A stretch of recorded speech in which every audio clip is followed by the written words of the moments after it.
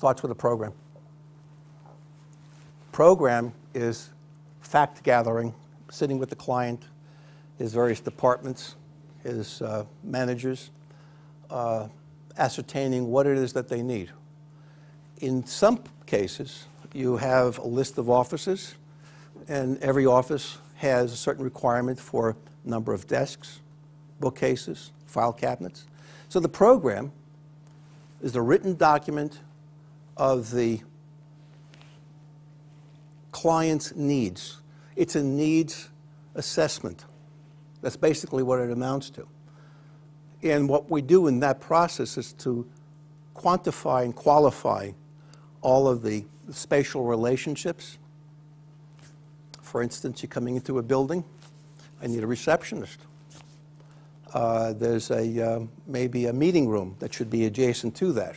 Maybe there are the offices of the general manager should be at a certain location, but his secretary should be more adjacent to the reception area and so forth. So those are the adjacencies that we would work up in a program.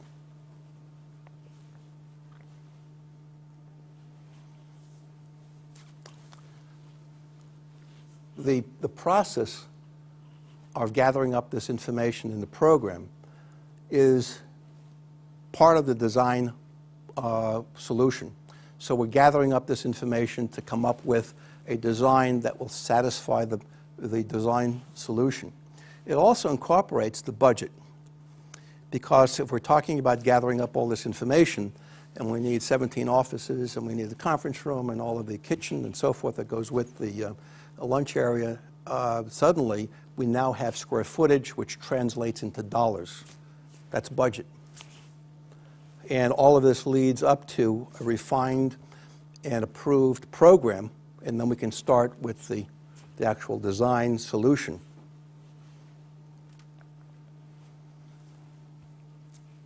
For a successful project, it's managing the client's program objectives within his budget and timeline. And if you have an approved program, then that becomes the Bible for the project. Because if it says you need 17 offices, you're designing for that. If he says he needs a warehouse in the back for storage and so forth, that's part of the program. And once you've established that written document, it's like the orchestra leader's music. It's printed. It's a written document.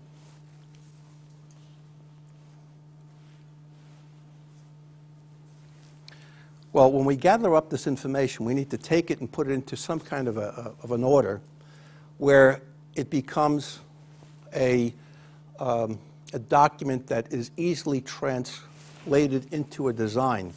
So we have a bunch of notes, but we need to put it into a matrix, and we need to gather up specific information. The specific information, there's 7 here, there's a total of 14 items that we look for. They require us to really go into depth. For instance, again, 17 offices. What are the sizes of those offices? What's in those offices? What about the public and private access to some of those spaces? We gather up all of this information, as well as we talk about acoustics. If you have private interview areas or counseling offices, you want to have insulation or you want to have separation. So these are some of the things that go into the matrix. We also look at maybe some MEP or the mechanical, electric, plumbing issues. If it's a dental office, if it's a medical center, there are plumbing issues that have to be looked at. We need chasers for plumbing. So all of this information goes into what we call a matrix.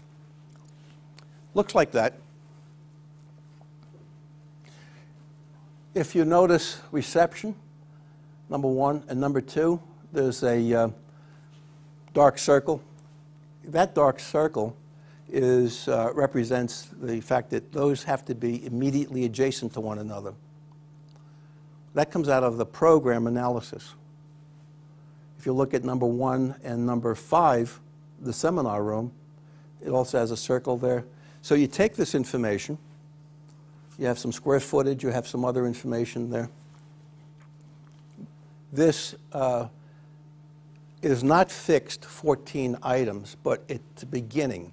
In other words, if you have a very large project, it may turn out to be 20 items that you're looking for. Smaller project, maybe 10. But on average, these are the basic 14 items that we look for. After we've put that information into the into a program analysis or matrix, we can then start with some drawing. You know, we hear about bubble diagrams and we talk about sketches and so forth. Well, it starts with the program and it goes into some space planning. That could be a little bubble diagram. The dark line between reception and interview, any one of those dark lines represents the little dark circle on the matrix. It's an immediate adjacency. So you translate the information from the matrix into a bubble diagram. That's how we start the relationship process of room to room.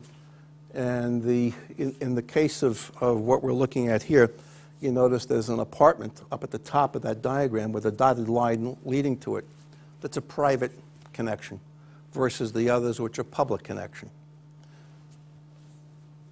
The little squiggly line around the men's and women's toilet, acoustic barrier. That all comes from the matrix.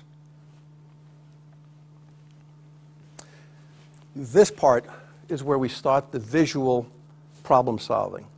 Prior to this, it was all written documents.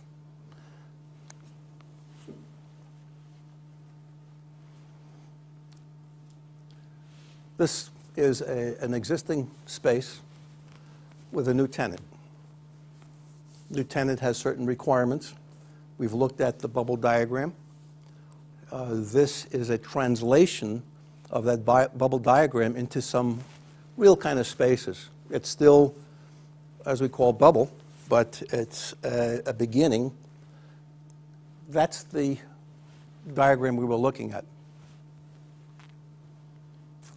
And you can see that reception to interview is an immediate adjacency, the dark line between the two.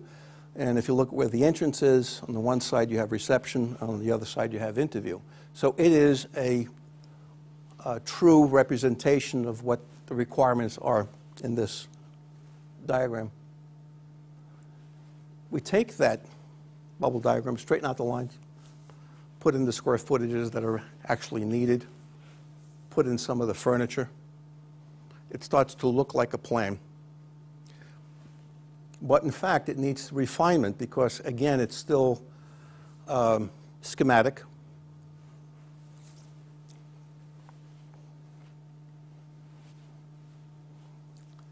This is a final plan, or I should say, it's the design development plan. Design development includes how much space we really need for each of the cubbies in the interview area. We'll look at how many seats we actually have in the seminar room, the space, the aisle requirements for code, and so forth.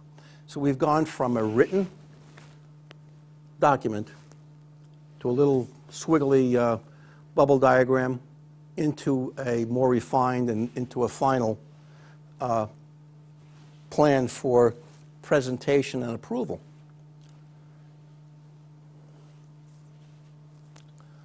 Well, are we done? Not by a long shot. And this is just the beginning of the plans and specifications for the completed project.